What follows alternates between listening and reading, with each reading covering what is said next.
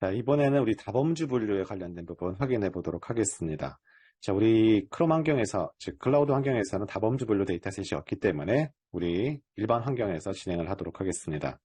자, 다범주 분류라는 것은 타켓 변수가 팩터가 3개 이상인 경우를 말한다라고 할 수가 있겠죠. 자, 우리 ML 벤치 패키지 안에 있는 클래스라는 데이터를 불러와서 실제 똑같은 방식으로 한번 해당되는 분류 모형을 만들도록 하겠습니다. 자, 여러분 앞에 당연히 인스톨 패키지가 있어야지만 ML벤치라는 패키지가 인스톨 패키지 라이브러리 할 수가 있겠죠. 설치하도록 하겠습니다. 자, 해당되는 라이브러리 구동하시고요. 그 다음에 클래스란 데이터를 ML벤치에서 갖고 오도록 하겠습니다. 자, dflyR은 반드시 필요하고요. 캐럿도 필요하다라고 할 수가 있겠습니다. 자, 먼저 데이터 구조를 파악해 볼 때 글림스 함수를 통해서 파악을 해봅니다. 전체 10개의 컬럼 변수고요. 214개의 행으로 구성된 데이터셋입니다. 제 맨 마지막에 있는 타입이 바로 타켓 변수라고 할 수가 있겠죠. 그래서 이 타켓 변수가 몇 개의 범주로 되어 있는지, 레벨로 되어 있는지 확인을 해보도록 하겠습니다. 뭐 테이블 함수를 이용해도 되고요. 또는 dplyR의 카운트 함수를 통해서도 확인해 볼 수가 있습니다. 역시 범주가 1, 2, 3, 5, 6, 7 전체 6개의 카테고리로 되어 있는 다범주라고 할 수가 있겠습니다. 자, 우리는 해당되는 여기 있는 9개의 컬럼을 가지고 이 타입이 1인지, 2인지, 3인지, 5인지, 6인지, 7인지를 만드는 분류 모형이라고 생각하시면 되겠죠. 자, 이번 시간에는 우리 해당되는 전처리 작업을 하게 되는데요. 일반적인 패키지, 랜덤 포레스트란 패키지를 이용해서 하는 방법도 있고, 우리 좀 전에 학습했던 캐럿 패키지를 이용해서 하는 방법 2가지 카테고리로 진행을 해보도록 하겠습니다. 자, 여기 나와 있는 프리프로세스 함수는 뭐라고요? 캐럿 패키지에 있는 전처리 함수입니다. 이렇게 따로 떨어내서 할 수도 있어요. 자, 프리프로세스와 프리딕트 함수로 구성이 되고요. 센터와 스케일은 표준화 방법입니다. 평균이 0, 표준 편차 1로 만드는 방법입니다.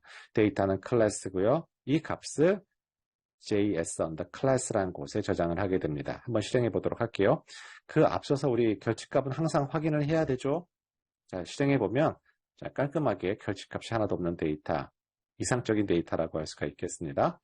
자, 해당되는 데이터, 표준화되는 데이터 전처리 방법 진행해 보도록 하겠습니다. 자, 그걸 JS 클래스에 넣도록 하고요.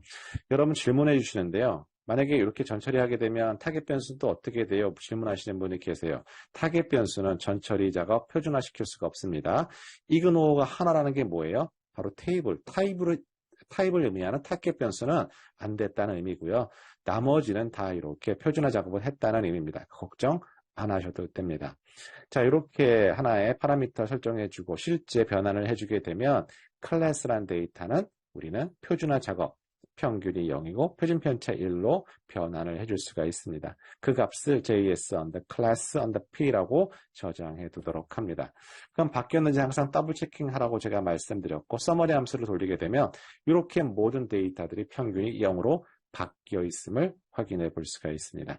자, 그럼 실제 해당되는 데이터 전처리 작업, 표준화 작업 끝냈다라고 할 수가 있고 우리 캐럿 패키지의 create data partition 함수를 통해서 홀드아웃 방법 6대4로 한번 실습을 해보도록 하겠습니다. 캐럿 패키지 필요하고요. 우리는 해당되는 타입 타겟 변수를 기준으로 해서 60%를 train, 40%를 valida라는 곳에 저장하도록 하겠습니다. 자, 첫 번째 우리는 일반적인 캐럿 패키지를 이용하지 않고 랜덤 포레스트 패키지를 이용하도록 하겠습니다. 당연히 여러분 앞에 뭐가 있죠? 항상 인스톨 패키지 우리 랜덤 포레스트가 있다고 할 수가 있겠습니다. 자, 해당되는 랜덤 포레스트 인스톨 패키지와 라이브러리를 해주고 나서 우리 랜덤 포레스트 함수를 통해서 타입 변수, 타겟 변수고요. 물결 모형의 점이라는 건 뭐라고요? 모든 변수를 9개 변수 다 여기에 독립 변수를 투입하겠다. 데이터는 train 함수고요. 그래서 학습을 시켜보도록 하겠습니다. 자, 학습 결과 확인해 보도록 하겠습니다. 자, 일반적으로 랜덤 포레스트는 다 500개의 의사결정 나무가 디폴트로 만들어지게 되고 모든 변수를 다 쓰는 게 아니고요. 중요한 변수 3개만 가지고 우리는 다수결의 투표를 통해서 해당되는 모형을 만든다고 생각하시면 됩니다. 전체 에러 웨이트는 24.43%입니다. 이게 높다고 생각하시는 분도 계신데요. 우리 카테고리가 몇 개예요? 6개입니다. 이 정도, 오류 정도 나올 수가 있습니다. 그러면 이와 같은 모델을 만들어서 실제 베리다라는 것 데이터를 예측을 하게 되고 그 값을 우리는 파악해 볼 수 있으며 6개의 레벨 값도 우리 예상 값들 확인해 볼 수가 있습니다. 자, 우리 첫 번째로 뭐라고요? 우리 얘를 수치형으로 만들게 되고 우리 ROC 값을 먼저 확인해 보도록 할게요. 단 하나, 이진 분류랑 다른 건 뭐냐면 다 범주 분류했을 때 ROC 값은 multiclass.ROC 함수를 통해서 우리는 확인해 볼 수가 있습니다. 자, 0.8049가 나왔고요. 또 하나, 우리 컴퓨터 매트릭스에서 우리 모드, 프릭시, 리콜, 바로 F1 값을 확인해 볼 수가 있습니다. 그런데 이 값은 뭐라고요? 팩터입니다. 이 값도 뭐라고요? 팩터일 때 컴퓨터 매트릭스가 만들어집니다. 자, 실행을 해보도록 하겠습니다. 그러면 F1 값을 얘를 다 더하고 클래스가 6클래스니까 나누기 6 하는 순간 그게 바로 매크로 F1 값이라고 생각하시면 되겠습니다. 자, 그럼 쭉 넘어가서 한번 캐럿 패키지를 통해서 만들어 보도록 합니다. 5폴드 교차 검증을 통해서 했고요. 자, 우리 앞에랑 다른 건 뭐예요? 2클래스 서머리가 아니라 멀티클래스 서머리라는 거 바뀌었고요. 우리는 ROC를 확인하기 위해서 클래스 프로스를 true를 해놓고 우리 매개 변수에 저장하도록 하겠습니다. 자, 또 하나, 이번에 우리 해당되는 타입이 뭐로 되어 있죠? 번호로 되어 있어요. 숫자로 되어 있어요. 이런 경우 캐럿 패키지 이용하게 되면 뭐가 발생한다고요? 우리 좀 전에 제가 PT로 보여드렸던 오류가 발생해요. 그래서 임의적으로 제가 A, B, C, D, F, G라고 카테고리로 구분한다라고 할 수가 있겠습니다. 이렇게 숫자를 변경시켜 놓도록 합니다.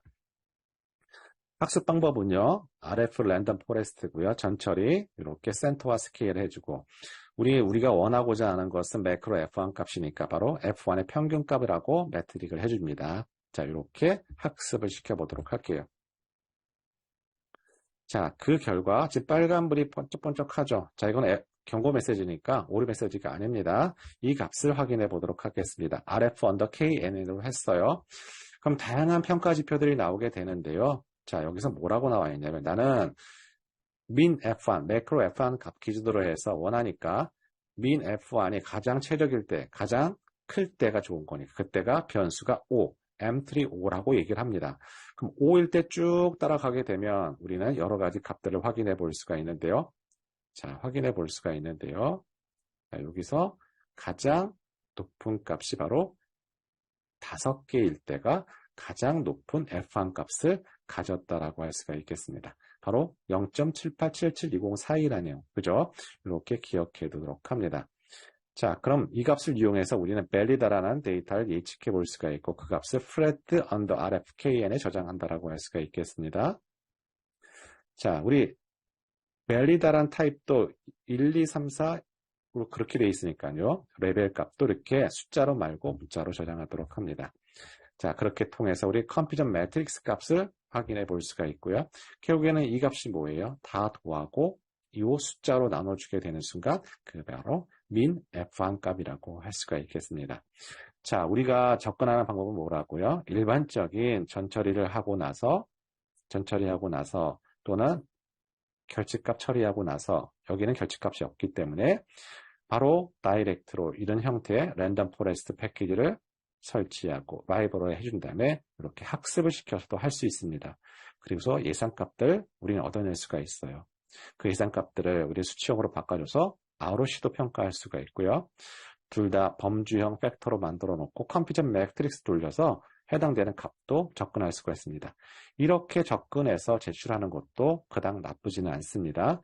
자, 우리는 항상 차선책을 갖고 시험에 임하도록 합니다. 왜냐하면 이 유형이라는 것은 반드시 정복하지 않으면 빅본기 합격을 할 수가 없기 때문에 자, 나는 랜덤 포레스트가 캐럿 패키지에서 시간이 오래 걸리니까 자, 요 방법을 통해서 하셔도 저는 괜찮다 생각합니다. 또 하나, 자, 캐럿 패키지를 기존에 나는 많이 익숙해져 있기 때문에 이렇게 이용할 거야. 하지만 이런 단점이 있기 때문에 이건 꼭 숙지하고 들어가도록 한다.